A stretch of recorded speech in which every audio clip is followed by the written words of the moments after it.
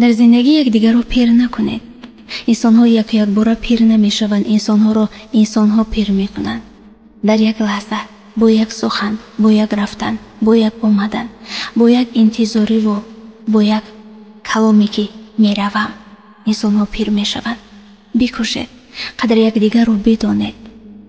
خوشبختی فقط در کلامی دوستت می‌دارم نیست. خوشبخت بودن با احترام است. این قانون طبیعت است دیگر.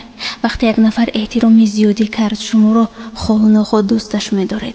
یعنی محبت سراول از احترام منشأ می‌گیرد. وقتی یک نفر در زندگی به قدرتان نرسید، رهایش کنید و بروید. بگذار به حال خودش ماند. زمانی میرسد که گذشته‌اش را به خاطر می‌آورد و پشیمان می‌شود که چه نفر را از دست داده است.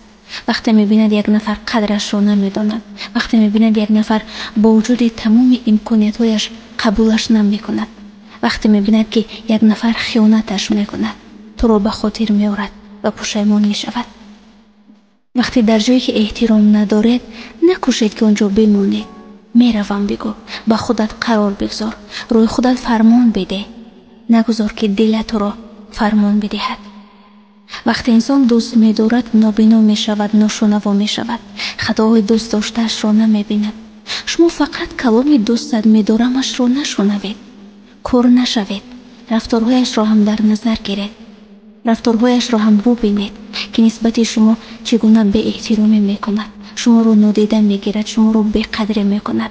اینها را نیز در نظر بگیرید. ما فقط کلام دوستت می‌دارمش را به خاطر می‌آوریم و فکر می‌کنیم کل دنیا را برامون کرده است. ولی نه، ما را با کوچکترین نفری عوض می‌کند در یک لحظه‌ای که به او سخت نیاز داریم. وقتی در جای احترامت نمی‌کنند، با تمام خاطره‌های گذشته آنجا رهایش کن و برو، دنبال زندگیت باش. باور دارم در نیمه‌راه زندگی با نفری روبرو می‌شوی که با تمام وجود قدرت را می‌داند و دوستت می‌دارد، حتی آنگونه که او را فراموش می‌کنی. من این رو برایت وعده می‌دهم. انسان‌ها، عشق را آلوده هوس نکنید. عشق از هوس فرق دارد. وقتی یک نفر شما را دوست دارد، 1000 بهانه برای رفتن باشد، یک بهانه برای موندن می‌یابد. اونایی که شما را با یک بهانه کوچک ترک میکنند، معلوم است که دوستتان نمی‌دارند. بهانه می‌کوبند، جنجال میکنند، خیانت میکنند، دروغ میگویند، روی سرتان داد میزنند، شما را بی‌احترامی میکنند، شما را نادیده میگیرند. اینها دوستتان نمی‌دارند. فقط بعضن از بیکاری با شما حرف میزنند، یا برای عادت کردن یا برای نفری را فراموش کردن. در خاطر دار، نفری که دوست دارد همیشه کنارت می شود، مخصوصا در لحظه های سختی. با تو محبت می دهد، احترام می کند، صمیمیت می بخشد، کوشش می کند تا از باوریت نبراید، در باوریت باشد. تو رو برای حرف زدن نه، تلاش می کند تا با تو برای یک عمر یک جا باشد. در نظر گیر، نفری که تو رو یک عمر می خواهد، او دوستت می دارد، نه نفری که میگوید نمیدونم فردا چی میشود، وعده نمیدهد.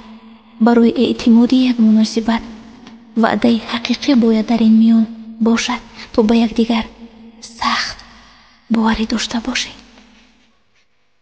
وقتی یک نفر رو دوست نداری، به احساسش بازی نکن. بگو دوستت نمیدارم. تو هم خاطرش از تو جمع باشد، تا دنبال زندگیش باشد، تا تمام عمر با خاطرات و با یاد تو زندگی نکند.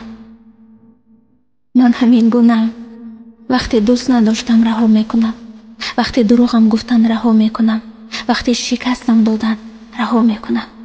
یک مناسبتی که کنده شد دیگر مثل قبل برقرار نمی شود.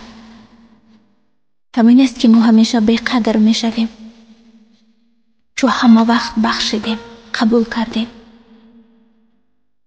انسانی اولا گفته اندیشیدیم، صمیمیت دادیم، باوری کردیم، محبت خود را ثابت ساختیم، ولی امکان ندادیم که او دوستداریش را ثابت کند.